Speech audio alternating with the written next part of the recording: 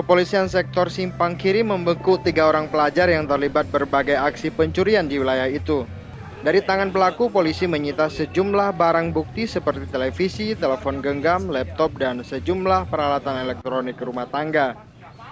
Kapolsek Simpang Kiri AKP Haryono menyebutkan aksi para pelajar yang masih duduk di bangku SMA ini sangat meresahkan warga. Mereka kerap beraksi pada malam hari saat pemilik rumah tertidur. Polisi masih memburu 2 pelajar lainnya yang diduga masih dalam jaringan yang sama. Para pelajar yang terlibat pencurian ini ditangkap secara terpisah. Mereka masing-masing RM, EG, dan IM. Polisi menyita 21 item peralatan elektronik yang belum sempat dijual kepada penadah. Pencuriannya sering dilakukan oleh masyarakat pada malam hari. Jadi mereka pada umumnya melakukan pencurian dengan cara membongkar rumah. Bukan, mereka ini merupakan geng ya. Komplotan ya? Ya, komplotan.